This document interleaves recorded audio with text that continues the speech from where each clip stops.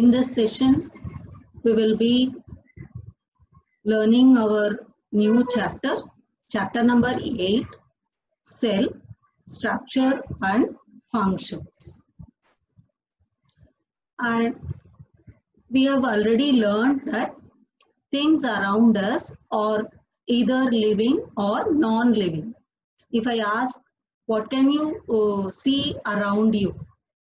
You can name it n number of things around you, isn't it? Like you can name it as your parent, brother, sister, or bag, school bag, book, textbook, chair, table, whatever it is around you. So things around us can be mainly classified into living or non-living things, isn't it?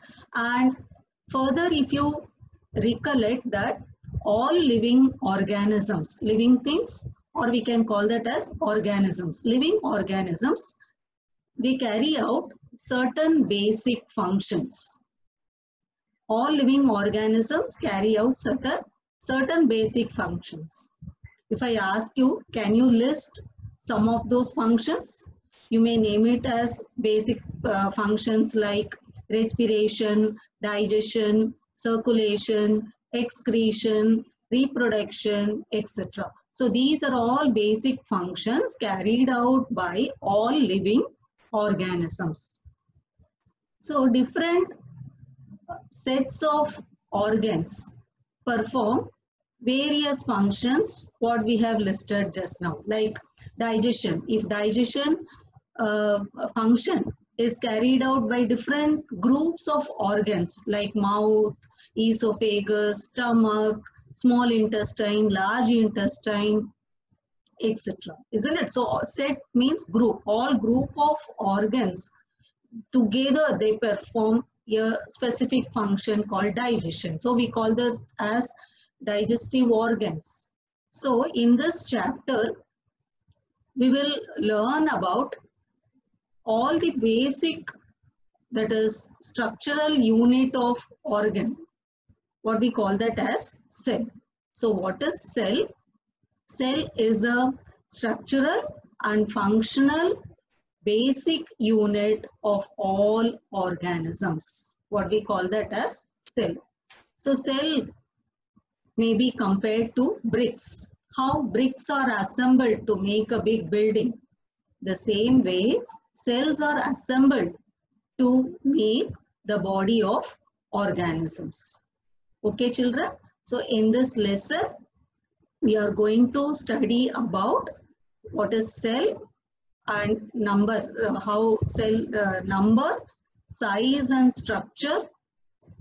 What are the difference between plant and animal cells, and structure of a cell, how it is made up of, and what is its function in a detailed manner.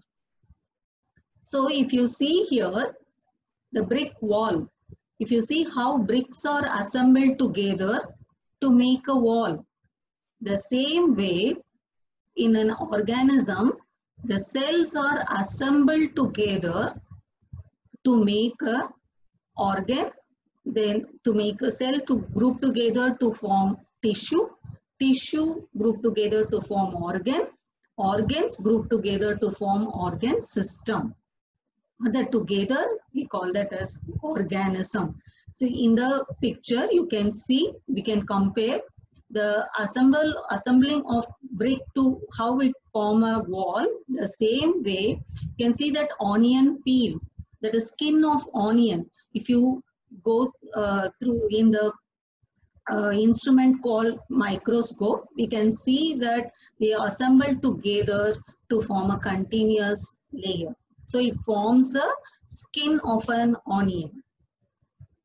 For children, the same way, if we compare a tree with a potted plant, tree is very big. Potted plant, it is a very small plant.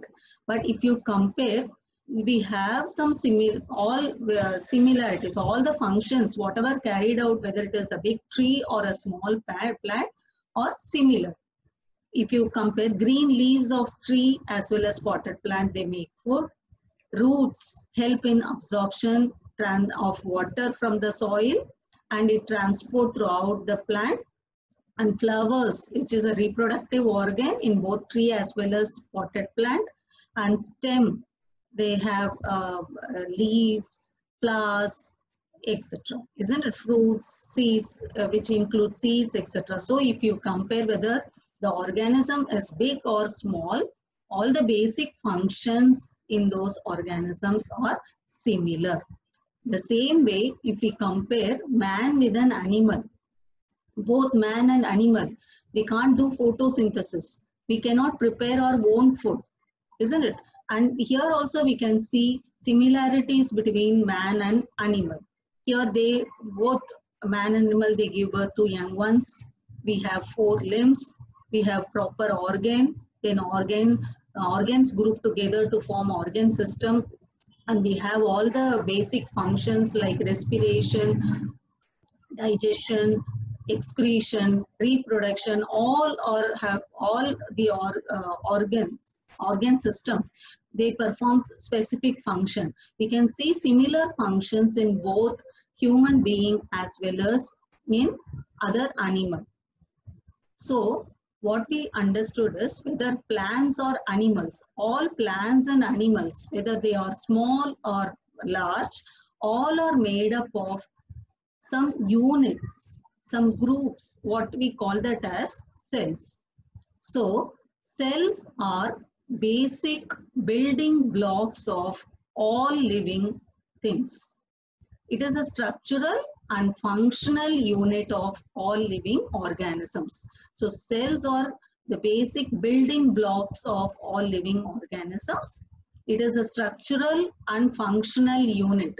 Because cells only we get, all organisms have proper structure, and because of cells only, a grouping of cells only, we have proper functions. How that cells group together to form tissue, tissues group together to form organs, then organs together form organ system.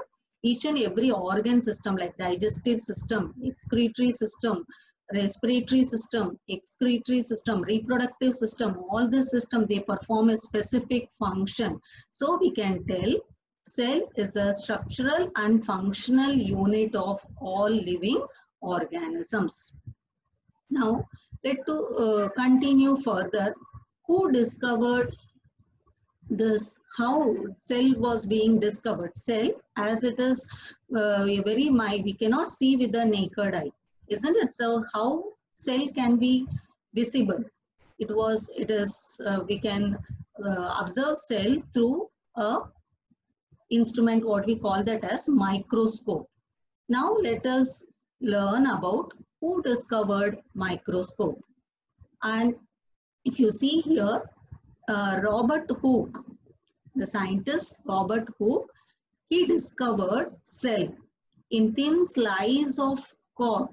Cork in the sense a bark of a tree, from bark of a tree in the year 1665 with his own invented microscope, that ancient microscope, what you can see in the picture, ancient microscope. He observed, Robert Hooke observed bark of a tree. What he saw is a very much room-like compartments. It is like a big comb, big hive.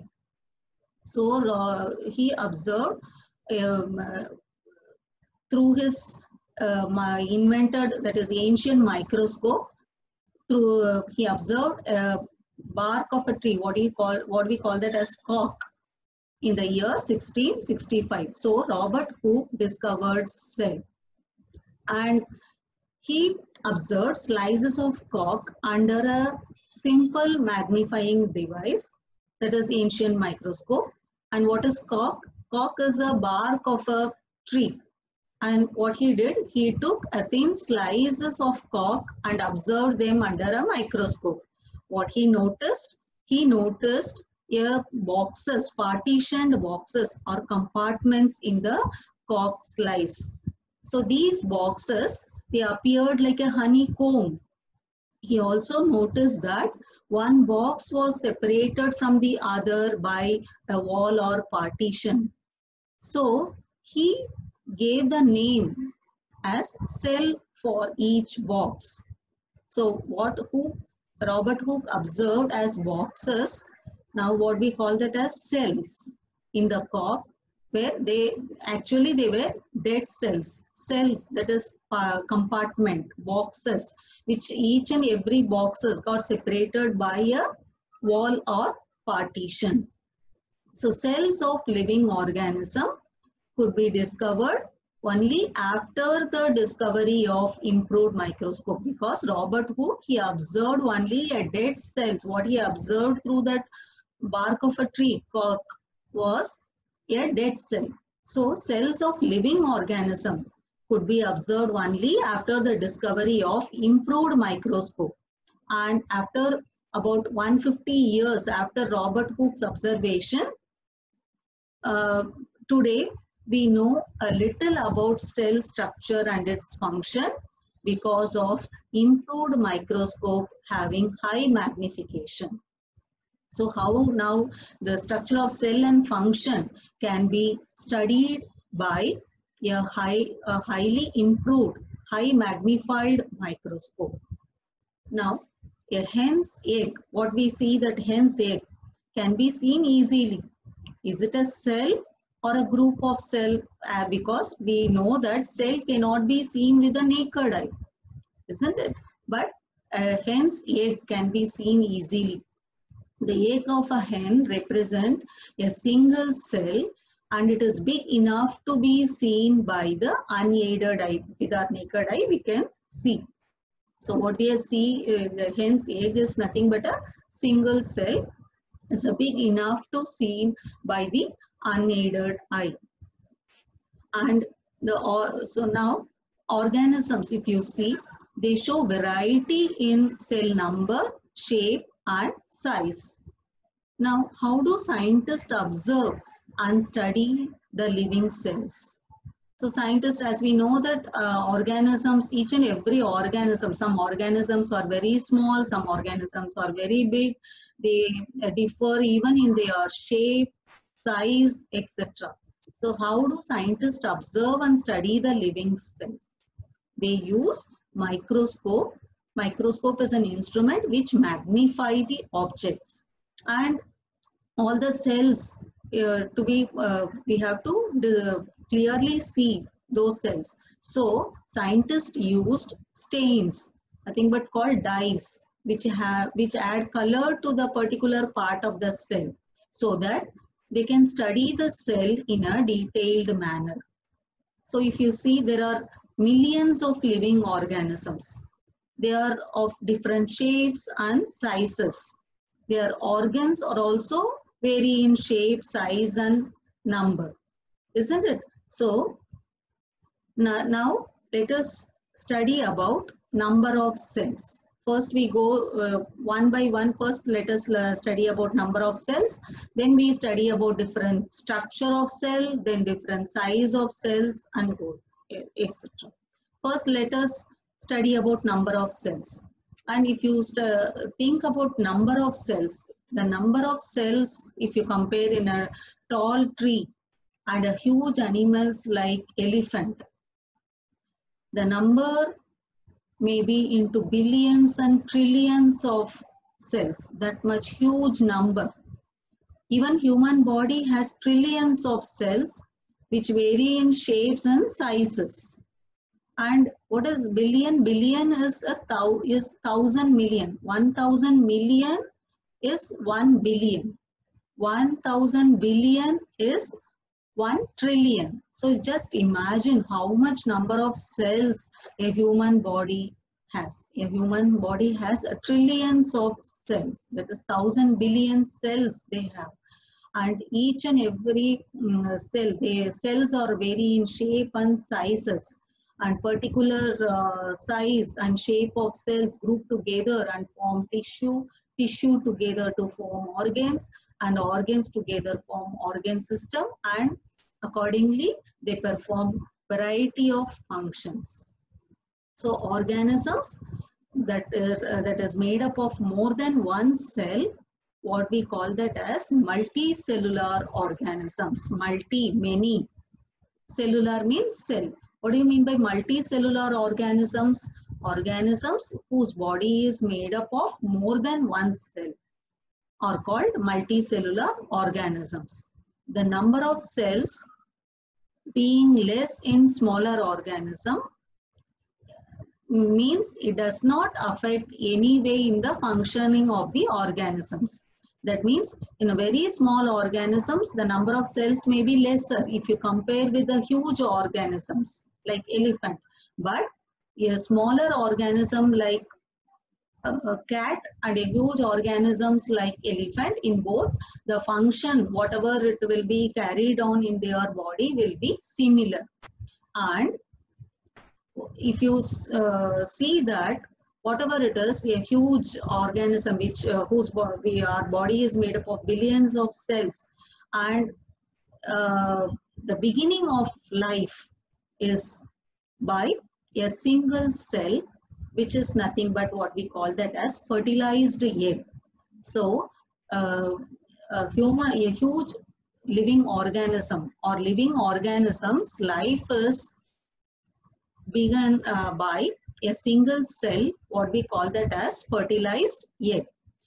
The fertilized egg is a single cell, and after it undergo repeated cell division, cell multiply and the number of cells keep increasing, then the development proceeds. So as the number of cell increased, particular number of cells group together and form tissue, tissues group together form organs, organs group together form organ system, and so on.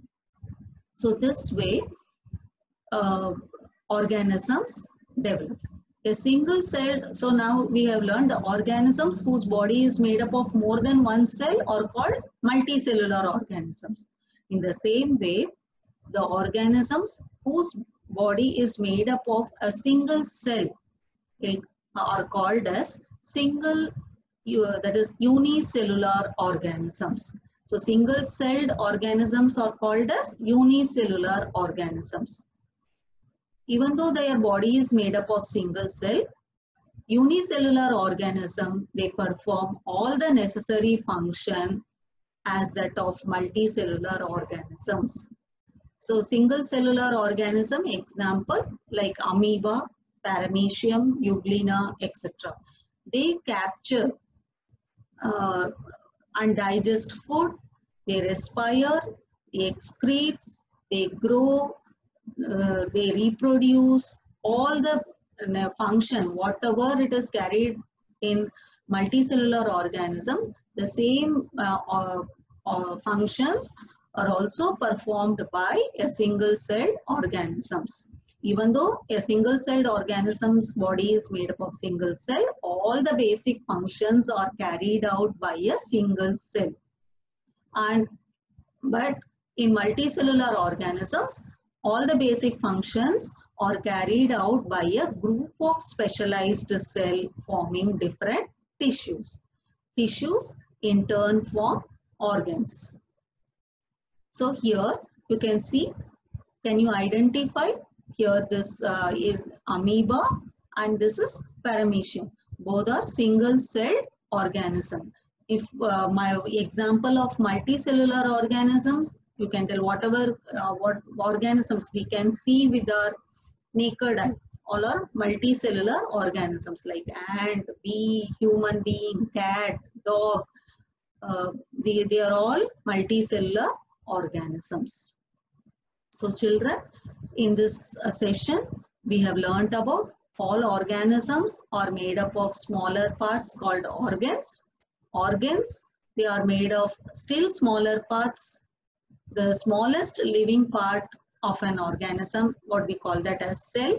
Cells were first observed by a scientist called Robert Hooke by Koch in the year 1665.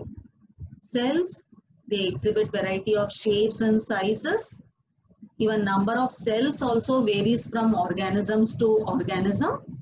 Some cells are big enough which can so that it can be seen with the unaided eye. Example, hen's egg. Some organisms are single-celled, what we call that as unicellular organisms, while some other organisms whose body is made up of a large number of cells, or you can tell more than one cell, we call that as multicellular organisms.